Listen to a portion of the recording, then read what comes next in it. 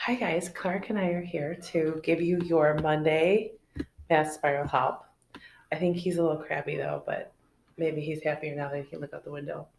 Say hi guys.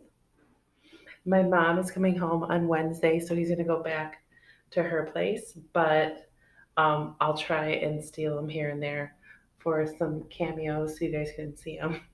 He's like whipping his tail. I think he's kind of mad. Oh yeah, he's mad. Say hi. Don't hiss. Oh kitty. Oh, kitty. Let's see if he'll go on the table. Let's see. Say hi, kitties. Hi, kids.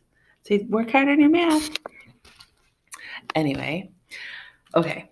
So here's your help. So Monday we have the first problem that is not your first problem. So let's just switch that around real quick. How about this one? This is it. All right, here you go. So it's gonna be multiple choice because it's called test prep, but that's cool. It'll help us in sixth grade. So what is 243 multiplied by 10? So that's a nice one where you can just, whenever we multiply by 10, or 100 or whatever, we just count how many zeros there are, and you still write the first factor, and then how many zeros were in the second factor. So the final answer would be 2,430 for that. And then 18.6, so 18 and 6/10 divided by 3 would be how many threes are in 18. And then just bring your decimal straight up for that one because there isn't a decimal in the divisor, so you don't have to move anything. So how many threes are in 18? That's 6. You write your 18 underneath and you subtract and you get nothing. That'd be 0, so you can bring down your 6. How many threes are in 6? 2. So 6 and 2/10. I have to figure out how to get some more markers because we played Pictionary last night and we really dried up these markers and pushed them in because we were a little excited. I won. Liam and I won. Julie was mad. Okay, ready? What is the result when 0.5 is multiplied by 1.1? So this is actually kind of tricky because of all the decimals, so just be careful. So it's pretty easy at first. 1 times 5 is 5, 1 times 5 is 5.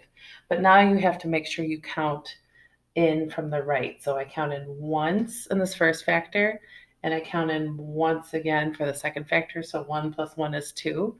So down here in the product, you have to start on the right and come in twice. 1, 2.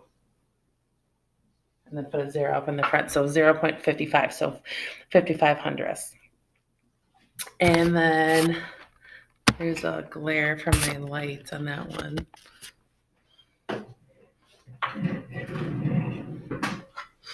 It's following us. Okay.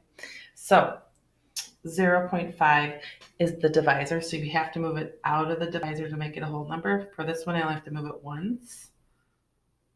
So then move it once over here as well. So now it's 37.5, and then you bring the decimal straight up from that 0.5, okay? And then how many 5s are in 37? And that would be 7.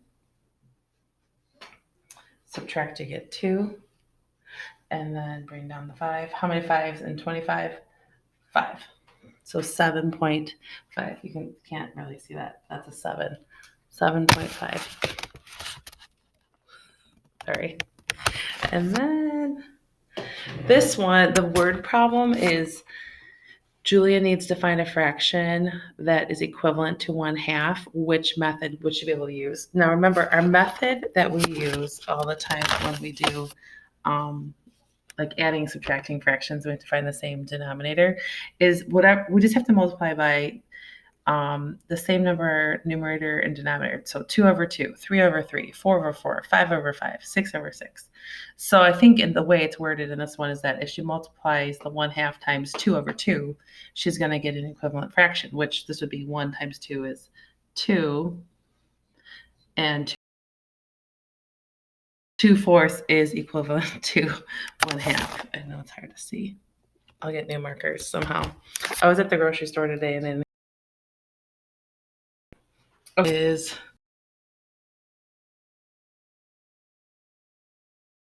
about 7